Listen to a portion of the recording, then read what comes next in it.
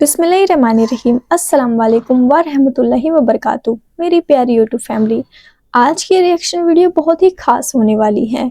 क्या दुनिया फिर से अपनी पुरानी हालत पर आ जाएगी?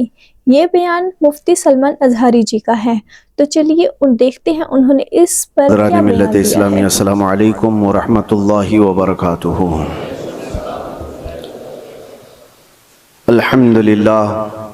अल्हम्दुलिल्लाहिल हन्नानिल मन्नान अल्लज़ी खलक़ल इंसान व अल्लमहुल बयान वस्सलातु वस्सलामु अला रसूलिही सय्यिदिल इंसी वल जान व अला आलिही व अस्हाबिही ज़विल खैरि वल इहसान, अम्मा बअद।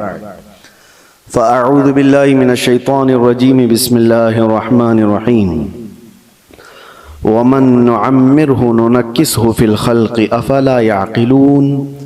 सदक़ल्लाहु मौलाना अज़ीम।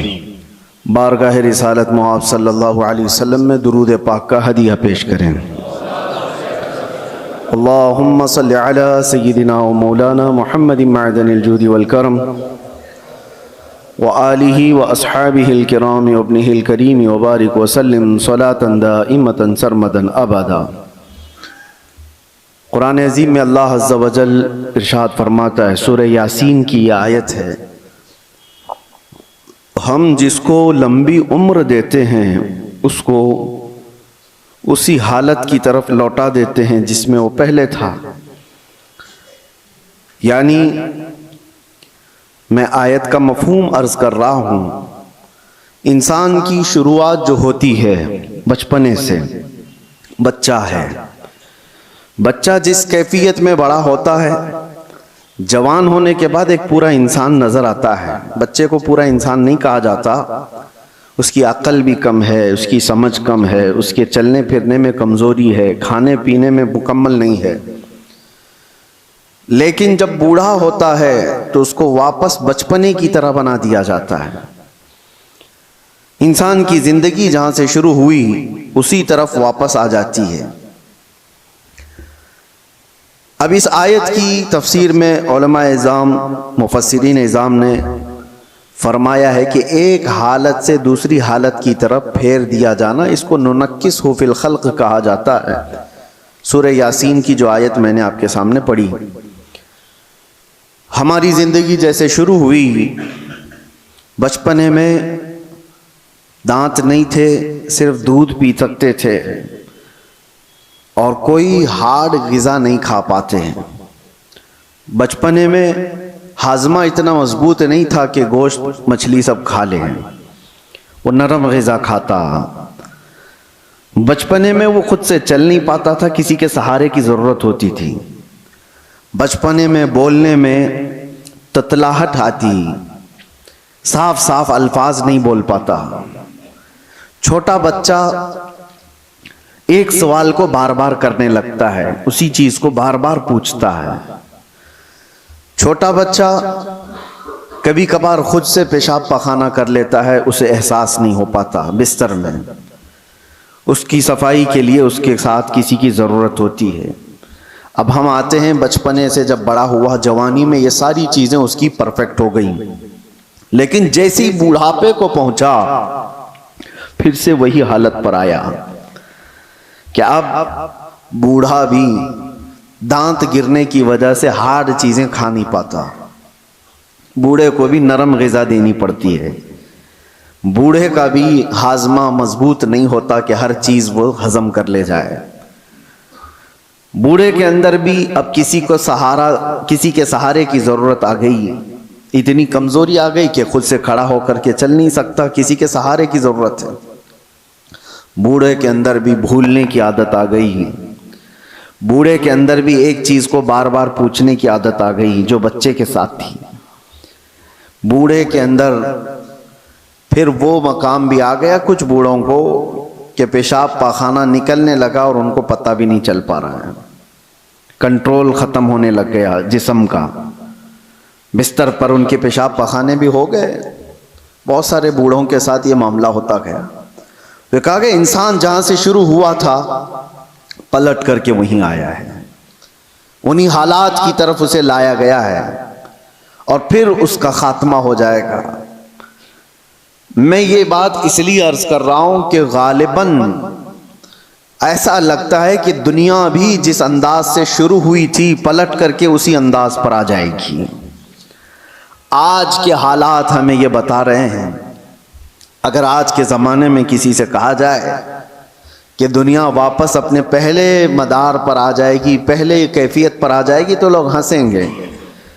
دنیا کی پہلی والی کیفیت یہ ہے، زمین میں بیج بو، فصل آئے تو اناج نکالو، چکی میں آٹا پیسو، روٹی بناؤ اور کھاؤ، نہ کوئی مشین کا تصور، پتھروں کو ٹکرا کر کے آگ جلاؤ اور دیے روشن کرو اور گھر کو اسی سے اجالا کرو، یہی پہلی کی کیفیت تھی۔ کپڑے اپنے ہاتھ سے سلو، باقی کوئی چیز نہیں تھی۔ گھوڑ سواری کرو، کوئی سواری نہیں تھی، نہ کار، نہ گاڑی، نہ پلین، نہ ٹرین، کوئی چیز نہیں تھی۔ جانوروں پر سواری کیے جاتے تھے۔ دنیا کی یہ پہلی کیفیت ہے۔ آج میں اگر کہوں کہ دنیا کی اسی پہلی کیفیت پر واپس آنا پڑے گا تو لوگ ہنسیں گے، ایسا کیسا پاسبل ہے؟ ممکن نہیں ہے۔ لیکن میرے عزیزو، آج میں ایک بہت اہم بات آپ کے سامنے رکھنے جا رہا ہوں۔ ہو سکتا ہے دنیا اسی پہلی والی کیفیت پر واپس آ جائے گی، اسی کیفیت پر جہاں سے شروع ہوئی تھی۔ آج کے حالات دیکھ کر یہ لگتا ہے پیٹروٹ میزائل اور نیوکلیئر ویپنز کے ذریعے سے پوری دنیا ایسی تباہ ہو رہی ہے۔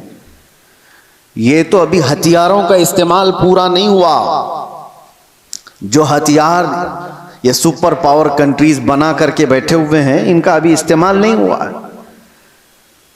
1945 میں جو نیوکلیئر کا استعمال ہوا تھا، اس کا اثر آج تک ہوتا ہے جاپان میں، ناگاساکی اور ہیروشیما میں۔ آج سے تقریباً 70 سال پہلے استعمال کی ہوئی چیزوں کا آج بھی اثر ہے۔ نسلیں وہاں کی لنگڑی لولی ہیں، زمین بنجر ہے کہ کبھی سبزہ نہیں اگے گا، اور اس زمانے میں بنایا ہوا وہ نیوکلیئر ویپن تھا۔ 70 سال کے بعد تو ٹیکنالوجی بہت آگے بڑھ چکی ہے۔ آج کے ان کے پاس جو نیوکلیئر ویپن ہیں، جو دانشور بتاتے ہیں کہ ایک کنٹری ہی جس کے پاس نیوکلیئر، امریکہ ہو یا رشیا ہو، وہ 9 بار دنیا کو تباہ کر سکتے ہیں۔ پوری دنیا کی بات کر رہا ہوں۔ اتنے ہتھیار وہ جمع کر کے رکھے ہوئے ہیں، ان کا تو ابھی استعمال نہیں ہے، بڑے بڑے میزائل کا ابھی استعمال نہیں۔ لیکن میں آپ کو جو بات چھیڑا کہ کیا دنیا واپس اپنے پہلی کیفیت پر آئے گی، میں آپ کو بہت کوئی پیشن گوئی کرنے والا، پریڈکشن کرنے والا، اس انداز میں بھوشمانی کرنے والا اس انداز سے نہیں بتا رہا ہوں۔ قرائن اور قیاس، آج ایک ہی انرجی پر آپ کی روک لگا دی جائے تو دنیا میں ہماری زندگی ٹھپ پڑ سکتی ہے۔ آپ کو پتا ہے تیل اور گیس کے معاملات میں آج دنیا جوجھ رہی ہے۔ صرف یہ انڈینز کا مسئلہ نہیں ہے، تقریباً دنیا کا۔ اور آپ کو اندازہ ہونا چاہیے، یہ جو جنگ چل رہی ہے امریکہ، ایران، اسرائیل کے بیچ میں، سب کو خبر ہے، تقریباً آج انٹرنیٹ سے سب لگے ہوئے ہیں اور خبریں لیتے رہتے ہیں۔ ایران کے پاس ایک ہرمز اسٹریٹ ہے جس سے سارے شپس گزرتے ہیں۔ دنیا وہاں سے اپنے تیل اور گیس اور فرٹیلائزر کی کھپت کرتی ہے، لیتی ہے، دیتی ہے۔ لیکن حیرت کی بات یہ ہے، پوری دنیا وہاں سے جو ٹریڈ کرتی ہے وہ صرف 25% ہے، 75% نہیں، 25% وہاں سے تیل دنیا کا آتا ہے۔ مجھے حیرت اس بات کی ہوتی ہے کہ ایران نے صرف 25% پہ روک لگائی تو ابھی دنیا اس کی حالت یہ ہے۔ صرف ابھی 20-25% کو روکا گیا ہے، سپلائی چین رک گئی ہے، تو ابھی سے لوگ پینک ہونا شروع ہو چکے ہیں۔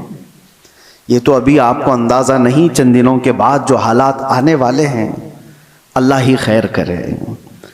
شاید ہم لوگ لاک ڈاؤن سے بھی بری حالت کی طرف جا سکتے ہیں، اللہ بچائے۔ یہ تو صرف 25% پر اگر کسی نے روک لگائی ہے تو دنیا پینک ہو رہی ہے۔ میرے عزیزو، وہ وقت آئے گا، میرے آقا صلی اللہ تعالی علیہ وسلم نے جو قیامت کے قریب ہونے والی نشانیاں بیان فرمائی، اس میں سے بڑی نشانیوں میں ایک نشانی یہ بھی ہے کہ قتل اور خون ریزی بہت بڑھ جائے گی، اتنی زیادہ کہ ایک باپ کی اگر 100 اولاد ہیں تو 99 مر جائیں گے اور ایک بچے گا۔ قتل اور حرج اتنا بڑھ جائے گا۔ مال کی کثرت ہو جائے گی، یہ بھی حدیث پاک میں ہے، جو قیامت کی نشانیاں ہیں اس میں۔ اور یہ جو حالات ہیں، ابھی کسی نے ایک حدیث بھی سوشل میڈیا پر نشر کر کے بہت وائرل کیا تھا، اس پر بھی میں آپ سے گفتگو کروں۔ ایک حدیث ملتی ہے، اذا رأیتم عمود احمر قبل المشرق، جب ایسٹ کی طرف سے، اب یہ تو ایریا پورا مڈل ایسٹ ہی ہے، مشرق کی طرف سے تم آگ کا ستون دیکھو تو حضور فرماتے ہیں فَادَّخِرُوا طَعَامَ سَنَتِكُمْ، تو اپنے 1 سال کا کھانا جمع کر لو۔ اور اس میں حدیث میں یہ بھی کہا گیا ہے اِذَا رَأَيْتُمْ عُمُودَ احمر، عمود نار احمر، ایسا حدیث کے الفاظ ہیں، فی شہر رمضان۔ حدیث میں یہ ملتا ہے کہ رمضان کے مہینے میں جب مشرق کی طرف تم آگ اگلتی ہوئی دیکھو تو اپنے سال بھر کا کھانا پانی جمع کر لو۔ اب ایک طرح سے اس حدیث پر جو کلام ہے وہ بھی میں عرض کرتا ہوں، اکثر ائمہ اکرام نے اس حدیث کو ضعیف قرار دیا ہے، اور ضعیف احادیث بہت سارے اعمال میں مقبول ہوتی ہیں، لیکن جن ائمہ نے اس کو ذکر کیا، اب اس کی تشریح ہم یہ نہیں کہتے کہ جس آگ کا اور جس ستون کا ذکر آیا ہے وہ یہی جنگ کے متعلق ہے اور یہی ایران سے نکلنے والی آگ کا ہے، یہ ہم یقین کے ساتھ نہیں کہتے، لیکن الفاظ یہ ملتے ہیں کہ مشرق کی سمت سے اگر تم آگ کا مینار دیکھو، یہ میزائل جب اڑتے ہیں تو یہ آگ کا مینار ہی بن جاتے ہیں، آگ کا ستون بن جاتے ہیں۔ بہرحال بہت ساری علامات ایسی ہیں میرے عزیزوں جس سے یہ اندازہ تو ہے کہ یہ آپس میں دنیا کو تباہ کریں گے، یہ طاقتیں ٹکرائیں گی اور دنیا کو تباہ کریں گے۔ عام لوگوں کی موت کثرت سے ہوگی، بڑے لوگ اپنی اپنی سیکیورٹی اور اپنی حفاظت کا انتظام کر کے بیٹھے ہوں گے، عام انسانوں کو مرنے کے لیے چھوڑ دیا جائے گا۔ جنگوں میں سب کی تباہی ہے، کہنے کو تو امریکہ کل اعلان کر دے گا کہ ہم جیت گئے، جیت کس بات کی ہے؟ کیا انسانوں کے ہزاروں قتل کے بعد کوئی جیتتا ہے؟ ادھر بھی قتل ادھر بھی قتل، اور انسانوں کی موت کے بعد وینر کس کو کہا جاتا ہے؟ یہ تو صرف اور صرف اپنے نفس کو بڑا بنانے کا ایک ذریعہ ہے، باقی جیت کسی کی نہیں ہوتی جنگوں میں۔ مرتے ادھر بھی ہیں، مرتے ادھر بھی ہیں، ہاں اتنا ہے کہ ادھر کم مرے ادھر زیادہ مرے، لیکن موت تو ہے۔ تو ناحق جو لوگوں کا قتل ہوتا ہے اور انسان اس میں مارے جاتے ہیں، یہ صرف اور صرف طاقتوں کے ٹکراؤ سے ہے۔ میں آپ سے ایک بات عرض کر رہا ہوں، اندازہ کرو کہ اگر دنیا نے تمہارے سپلائی چین کی نس کو تھوڑی دیر کے لیے روک لیا تو تم کیا کرو گے؟ ایک وقت وہ آئے گا جب مخبر صادق صلی اللہ تعالیٰ علیہ وسلم نے فرمایا قحط اتنا زیادہ ہو جائے گا کہ لوگ ایک دوسرے کا گوشت کھانے کی کوشش کریں گے۔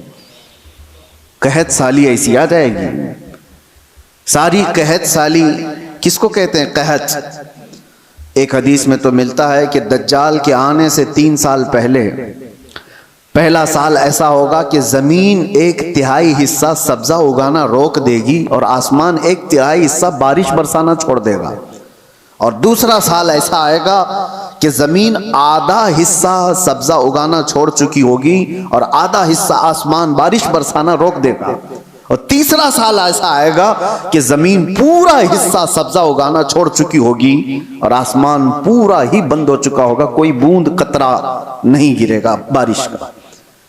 اور اس وقت لوگ قحط میں ایسے مبتلا ہوں گے کہ ان کے پاس کھانے پینے کی کوئی چیز نہیں رہ جائے گی۔ یہ تو دجال کے ظہور سے پہلے کی علامت بتائی گئی ہے، لیکن کچھ روایات میں آپ کے سامنے یہ بھی رکھتا ہوں، جن چیزوں کے ہم ہیبیٹیٹ ہیں، عادی ہیں، ان چیزوں کے استعمال پر اگر روک لگی تو ہماری زندگی اتھل پتھل ہو جائے گی۔ آپ کو صرف ایسا لگتا ہے کہ گیس اور تیل کے رکنے سے کیا ہوگا، کسی انرجی انفراسٹرکچر پر حملہ ہونے سے کیا ہوگا؟ میرے عزیزو، آج جس سچویشن میں ہم ہیں ہماری زندگیاں پوری الٹ پلٹ ہو جائیں گی. ہم وہ لوگ نہیں ہیں جو چکی پیس کر کھانے والے تھے، آج مشینوں کے دور میں جینے والے لوگ ہیں. تمہارے پاس ایک چمچ مسالہ بھی بغیر مشین کے پیسا ہوا نہیں ہوتا. ہر چیز کے لیے تمہیں انرجی کی ضرورت ہے، ہر چیز کے لیے تمہیں کرنٹ اور تیل اور گیس کی ضرورت ہے. ایسی عادت ہمیں آج لگی ہوئی ہے. ہمارا کوئی کھانا بغیر مشینوں سے گزرا ہوا نہیں آتا، کوئی کھانا. ہاں، صرف اور صرف قدرتی پھل فروٹ کھا لیے تو الگ بات ہے، باقی سارے جو کھانے کے جو ہمارے عادات ہیں یہ بغیر انرجی پروسیس سے نہیں آتے ہمارے پاس. کل کو جب یہ سواریاں رک جائیں گی، جب یہ نقل و حمل ایک جگہ سے دوسری جگہ جانے کے ٹرانسپورٹ اور کمیونیکیشن سب رک جائے گا تو لوگوں کے اندر کا ایک پاگل پن باہر آئے گا. یہ تو یہ ابتدا ہے. دوسری ایک چیز، آج سے تقریباً 9 سال قبل میں نے ایک بیان میں عرض کیا تھا، کرپٹو کرنسی کا جو یہاں پر دنیا میں رواج لانے کی کوشش کی جا رہی ہے، اس سے کیا ہونے والا ہے. ایک بات میں آپ کو بتاؤں، ان قریب ایسے حالات آئیں گے کہ آپ کا مال و دولت سب ختم کر دیا جائے گا. آپ کے جیب میں جو یہ سکے اور پیسے ہیں ایک دن یہ سب نکل جائیں گے. ویسے بھی ابھی آدھے سے کم رہ گئے آپ کے پاس. آپ کی جو دولت ہے وہ سب آپ کے بینکوں میں ہے اور آپ موبائل لے کر کے گھومتے ہیں یا ATM کارڈ لے کے گھومتے ہیں. آپ کو بینک نے صرف اتنا بتایا اتنے ڈیجٹ ہیں آپ کے پاس پیسے. آپ کو بھی یقین ہے 10 لاکھ روپے آپ نے بینک میں جمع کیا اور 10 لاکھ کا ڈیجٹ آپ کو بینک نے دے دیا آپ کے موبائل کے میسج پر، اور آپ کو یقین ہے میرے پاس 10 لاکھ ہیں. پکڑنے میں کچھ بھی نہیں آپ کے پاس، اور نہ ہی روز جا کر کے آپ بینک کا مشاہدہ کر رہے ہیں کہ میرے جو نوٹ دیا تھا وہ ہیں کہ نہیں ہیں کہ نہیں ہیں. آپ کو اس سے کوئی مطلب نہیں. بینکوں نے آپ کو ایک ضمانت دے دی کہ آپ کے اتنے پیسے ہمارے پاس ہیں. ضمانت کیا ہے؟ صرف میسج ہے، وہ ڈیجٹ ہے، وہ نمبرز ہیں. انہی نمبرز پر دنیا جی رہی ہوگی. ابھی یہ رواج اور بڑھتا جائے گا. آپ جو کیری کرتے تھے سکے اور نوٹ وہ بھی ختم کر دیے جائیں گے. کچھ نہیں ہوگا کسی کے پاس، اور سارا ٹرانزیکشن آپ کا جو چلتا ہے وہ انٹرنیٹ سے چلتا ہے. جس دن انٹرنیٹ کو شٹ ڈاؤن کر دیا جائے گا سارے کے سارے فقیر ہوں گے، کسی کے پاس کچھ نہیں ہوگا. ان کے ہاتھوں میں نہ کوئی رقم ہوگی نہ کوئی پیسہ ہوگا، کیونکہ سب کچھ ان کو بتایا گیا تھا کہ بینک میں اتنے ڈیجٹ ہیں ہمارے پاس. اس کی کیا شیورٹی ہے کہ کبھی انٹرنیٹ بند نہیں ہوگا؟ اس کی کیا گارنٹی ہے؟ میرے عزیزو، اسی لیے پہلے کے دور میں لوگ درہم اور دینار رکھتے تھے. درہم اور دینار کیا ہوتے ہیں؟ درہم چاندی کا سکہ ہوتا تھا اور دینار سونے کا سکہ ہوتا تھا. حکومتیں چاہے جتنی بھی بدل جائیں، دینار کو آپ میلٹ کرتے تو سونے کی ویلیو ہمیشہ رہتی، چاندی کی ویلیو ہمیشہ رہتی. لیکن یہودیوں نے درہم اور دینار کو ہٹا کر کے کرنسی نوٹ لائے. کاغذ کے ٹکڑے جو آج ہماری جیب میں ہیں، 100 کا ہے، 200 کا ہے، 500 کا ہے، 2000 کا، جو بھی نوٹ ہیں، ڈالر ہو کہ یورو ہو کہ پاؤنڈ ہو کہ روپیہ ہو، سب کاغذ پہ ہیں. اور اس کاغذ کی ویلیو صرف اس لیے ہے کہ گورنمنٹ نے کہا ہے اس کی اتنی قیمت ہے، اور جس رات کو اعلان کر دے کہ کل سے یہ نوٹ نہیں چلنے والی، وہ سارے کچرے کے بہاؤ میں بھی نہیں جاتے. وہ کاغذ کے ٹکڑے ہیں، ردی پیپر ہو جائیں گے جس دن اعلان ہو جائے. اور ہو چکا ہمارے یہاں. تو ایک بار رات میں اعلان ہو گیا کہ 500 کی نوٹ، 1000 کی نوٹ بند ہو گئی، ختم ہو گیا. وہ پیپر کہاں ہیں آج؟ یا اس وقت کے 2016 سے پہلے کے وہ 500 1000 کی نوٹ لے آؤ، آپ کو پکڑ کے لے جائیں گے لوگ. اس کی کوئی ویلیو نہیں ہے، اس کی کوئی حیثیت نہیں. تو وہ کاغذ کے ٹکڑے. تو پہلے دنیا درہم اور دینار سے کاغذ کے ٹکڑے پہ آئی، کاغذ کے ٹکڑوں سے پھر ATM کارڈ پہ آئی، پھر کارڈ بھی کیری کرنے کی ضرورت نہیں، اب صرف موبائل میں آئی. آپ موبائل سے سارا ٹرانزیکشن کرو، ادھر سے میسج ادھر گیا، ادھر سے میسج ادھر آیا. باقی حیرت ہوتی ہے، کبھی ہم ٹیکسی میں بیٹھے ہیں، 500 रुपए हो गए। ना मैंने जेब से कुछ निकाला ना उसने लिया, इधर से मैसेज उधर गया, उसको भी यकीन है मेरे पास 500 आ गए। मेरे पास भी वही मोबाइल, उसके पास भी वही मोबाइल, मोबाइल मोबाइल। सिर्फ इतना कह दिया उसको कि 500 का एक मैसेज छलक गया है। हाँ, वो आगे बढ़ गया। ये यकीन बढ़ता चला गया इन डिजिट्स के ऊपर, इन नंबर्स के ऊपर। वक्त ऐसा आएगा कि सारी जिंदगी इन्हीं नंबर्स पर घूम रही होगी। एक दिन अचानक ये सारे मुआसलात का जरिया बंद कर दिया जाएगा और लोग कहत साली के शिकार होंगे। आप किससे पूछेंगे? आज जो दुनिया बिटकॉइन का और क्रिप्टो करेंसी में पैसे लगाती है, उसका तरीका क्या है पता है आपको? बिटकॉइन एक गायबाना करेंसी है, किसी कंट्री की करेंसी नहीं। डॉलर आपने देखा है, यूरो आपने देखा है, पौंड इंग्लैंड का आपने देखा, रुपया भी देखा है। बिटकॉइन क्या है वो देखा ही नहीं किसी ने, वो है ही नहीं। वो एक क्रिमिनल दुनिया चलाती है और उन्होंने अपनी एक कीमत उसकी लगाई है और रोज बढ़ती जाती है कीमत। 40 लाख, 50 लाख, 60 लाख एक एक बिटकॉइन खरीदने के लिए लोग पैसे लगाते हैं। आपने 60 लाख रुपए देकर एक बिटकॉइन खरीदा, सामने वाले ने कहा कि हाँ एक बिटकॉइन आपका है। कहाँ है वो? उसने नंबर दिया है खाली, कोई सोना और चांदी उठा के नहीं दिया, कोई गारंटी नहीं है। बस इस पर भी दुनिया पागल है और लाखों की तादाद में क्रिप्टो करेंसी और ये बिटकॉइन को खरीदने के लिए पागल है दुनिया, पैसे लगाई हुई है। जो चीज दिख ही नहीं रही है उसको भी खरीदा जा रहा है, लिया जा रहा है। मेरे अजीजों, मैं आपको उन आखिरी अलामात के बारे में कह रहा हूं कि दुनिया कभी तरक्की करते करते करते इतने आगे जा चुकी जो उसकी खुद की तबाही का जरिया है। इंसान खुद अपने आप को तबाह कर लेगा। आज ये तमाम जराया पर निर्भर होकर के रहना, यह हमारी तबाही के करीब जाने का है।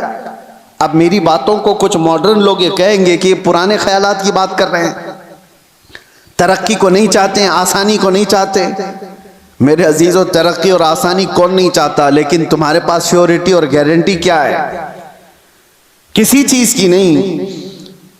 और आज दुनिया को जिस अंदाज से निर्भर करके रखा गया है, तकरीबन पौनी दुनिया ऐसी है आज जो क्रेडिट पर तिजारत करती है, सूद पर तिजारत करती है।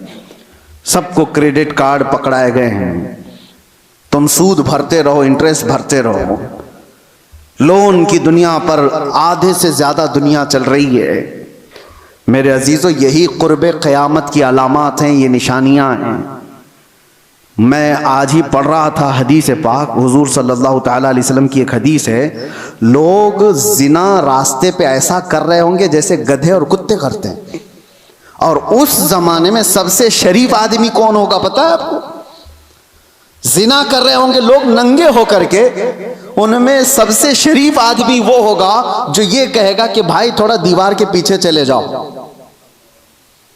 वो सिर्फ इतना कहने वाला उस जमाने का सबसे शरीफ आदमी होगा।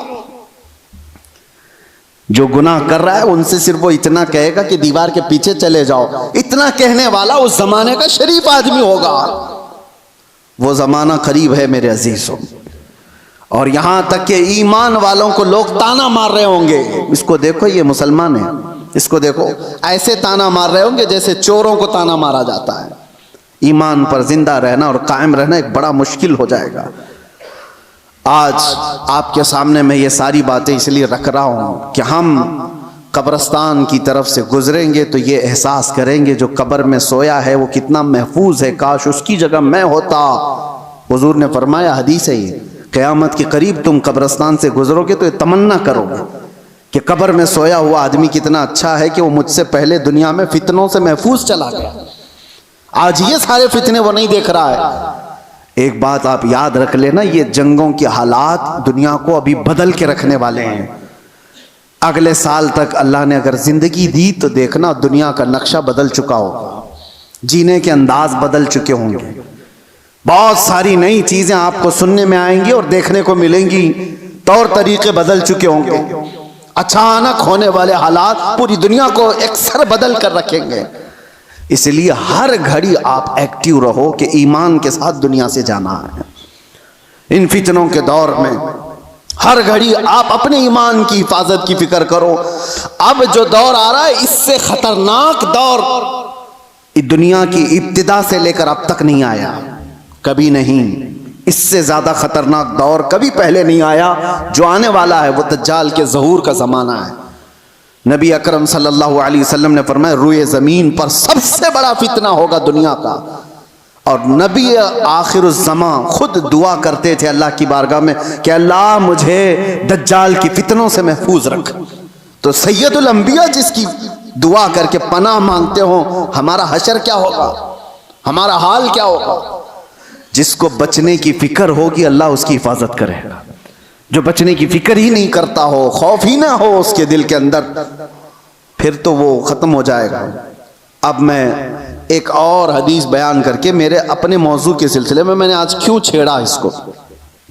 ایران, امریکہ, اسرائیل, یہ دنیا میں ابھی سب کی زبانوں پر چل رہے جنگ کے حالات ہیں. اس دوران میں نے حدیث یہ پڑھا کہ دجال کے ظاہر ہونے کا وقت جو ہے وہ اللہ بہتر جانے, لیکن جو جگہ ہے نبی پاک صلی اللہ علیہ وسلم نے فرمایا وہ بھی ایران کی طرف سے ہی ظاہر ہوگا. دجال کے ظاہر ہونے کی جگہ جو بتائی گئی وہ مشرق کی طرف سے ظاہر ہوگا. ایران کا ایک شہر ہے اصفہان. نبی پاک صلی اللہ تعالی علیہ وسلم فرماتے ہیں یتبع الدجال من اصفہان 70,000. حضور فرماتے ہیں اصفہان شہر سے 70,000 یہودی دجال کی فوج میں شامل ہوں گے.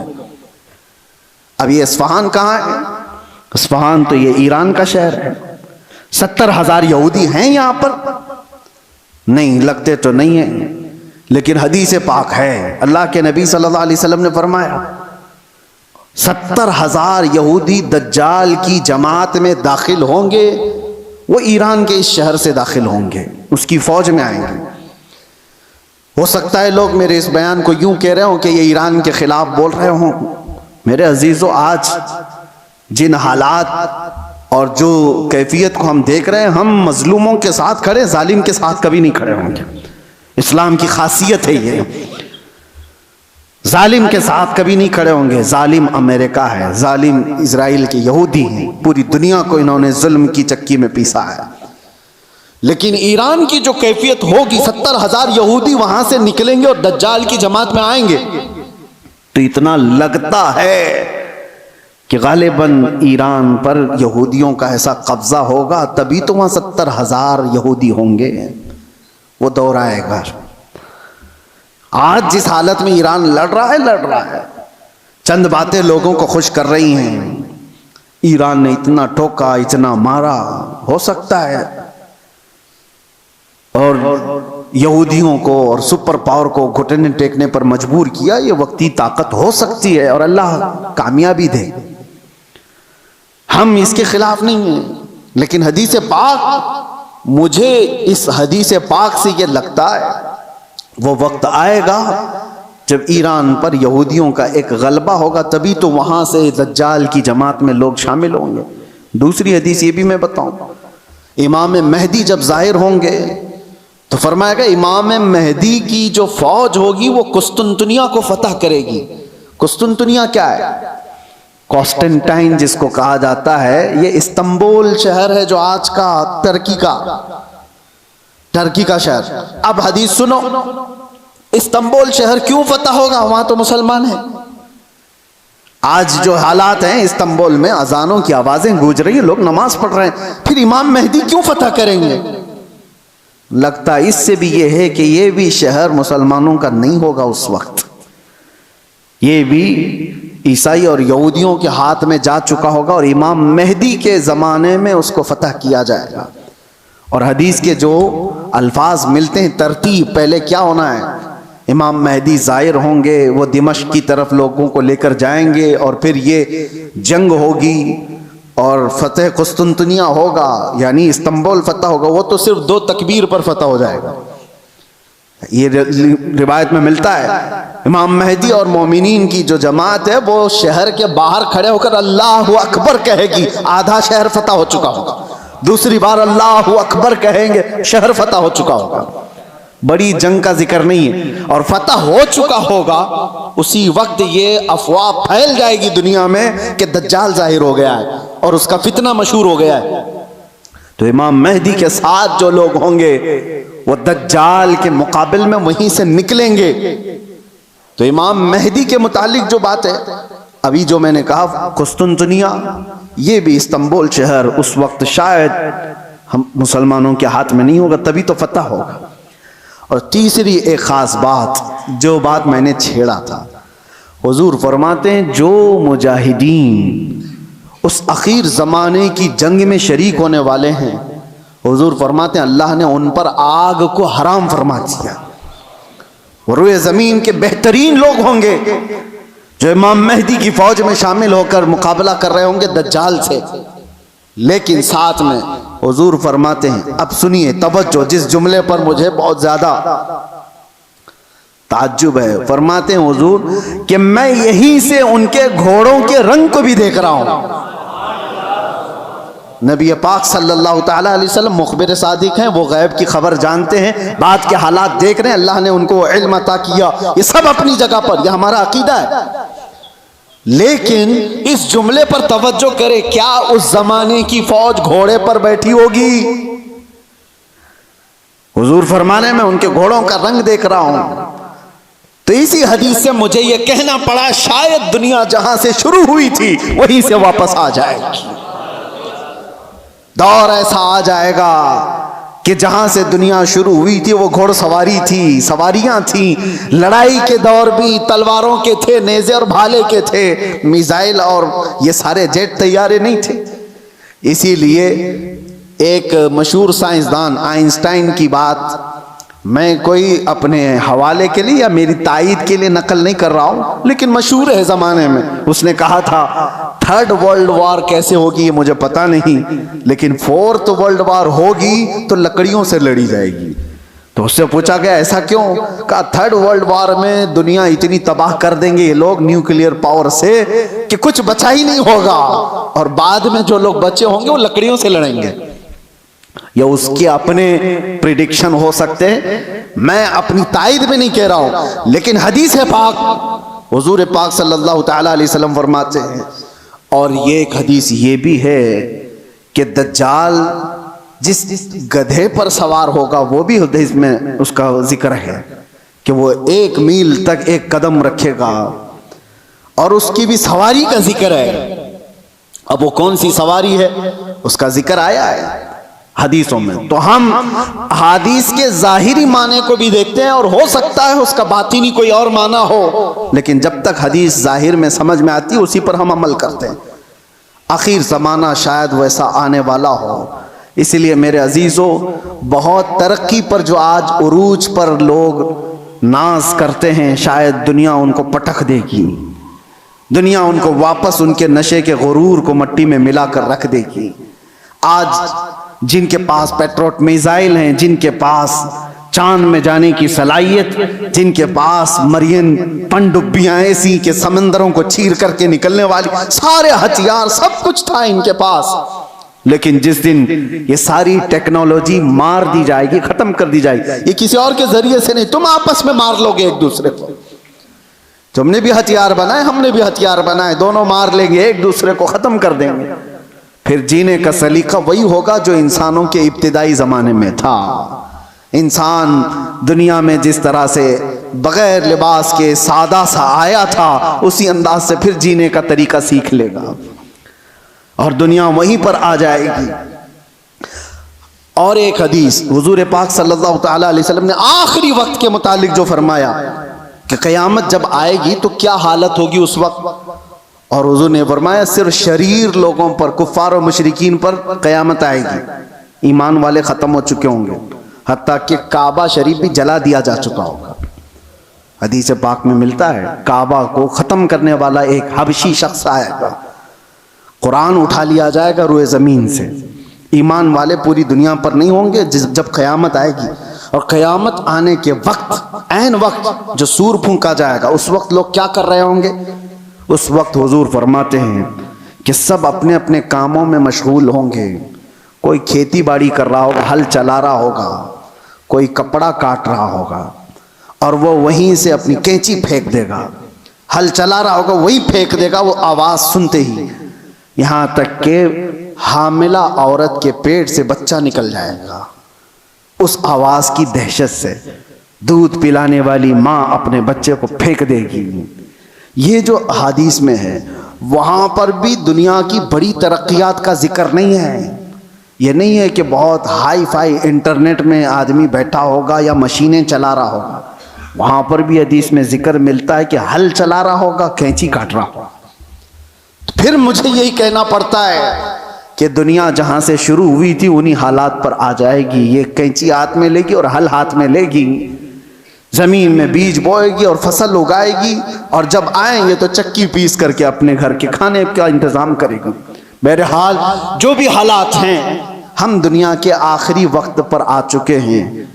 اور ایک یہ بھی بات میں کہہ کر کے جاتا ہوں, بعض بزرگوں نے فرمایا امام مہدی کب ظاہر ہوں گے, تو اس کے متعلق بزرگوں نے فرمایا جب سارے مومنین دعا کرنے لگ جائیں کہ اے اللہ امام مہدی کو ظاہر فرماتے, تو اللہ تبارک و تعالی قریب ہے کہ ان کو ظاہر فرمائے گا. لیکن آج کی سچویشن یہ ہے, میں دیکھتا ہوں ہم ساری دعائیں کرتے ہیں, کیا مومنین کی عام جماعتیں امام مہدی کے ظاہر ہونے کی دعا کرتے ہیں کہیں؟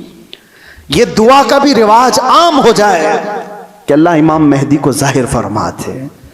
جب یہ دعا کثرت سے ہونے لگی کہ وہ آ جائیں گے امام مہدی کے ظاہر ہونے کی. اور دوسری حدیث یہ بھی ہے, یذہل الناس, حضور فرماتے ہیں ان ذکر دجال, دجال کا ذکر کرنا لوگ چھوڑ چکے ہوں گے, علماء ممبروں سے بیان کرنا ختم کر چکے ہوں گے, تب دجال آئے گا. جب تک دجال کے بارے میں اویئرنس ہوگا لوگوں کے درمیان, دجال نہیں آئے گا. لوگ بیان کرنا چھوڑ چکے ہوں گے اور اس کا ذکر کرنا ترک کر چکے ہوں گے. یہ دونوں چیزیں ہمارے اندر آنے نہ پائیں. اللہ تبارک و تعالی ہم سب کو آخری زمانے کی فتنوں سے محفوظ فرمائے.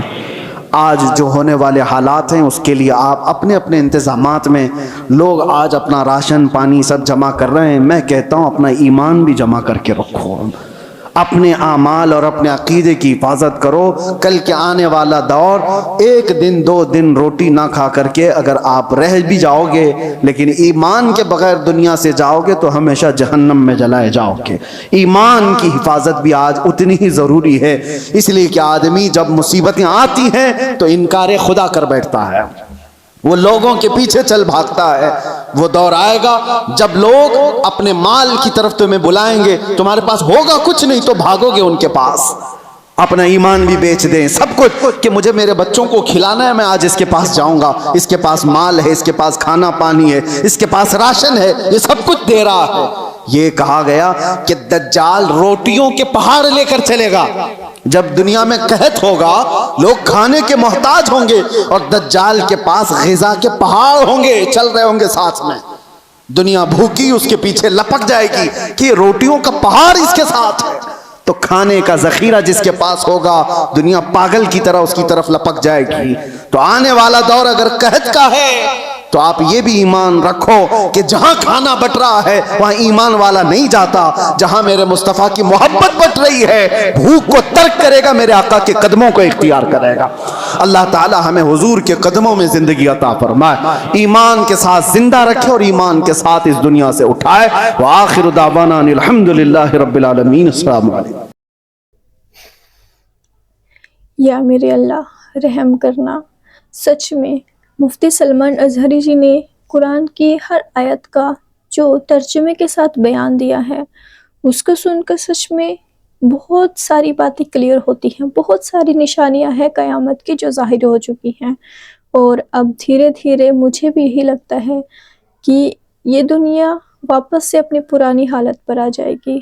آپ کا اس ٹاپک پر کیا کہنا ہے مجھے کمنٹ کر کے ضرور بتائیے گا. آپ کو یہ مفتی سلمان اظہری جی کا بیان کیسا لگا ہے ضرور بتائیے گا. انشاءاللہ میں ملوں گی آپ سے کسی نیکسٹ ویڈیو کے ساتھ. اللہ حافظ.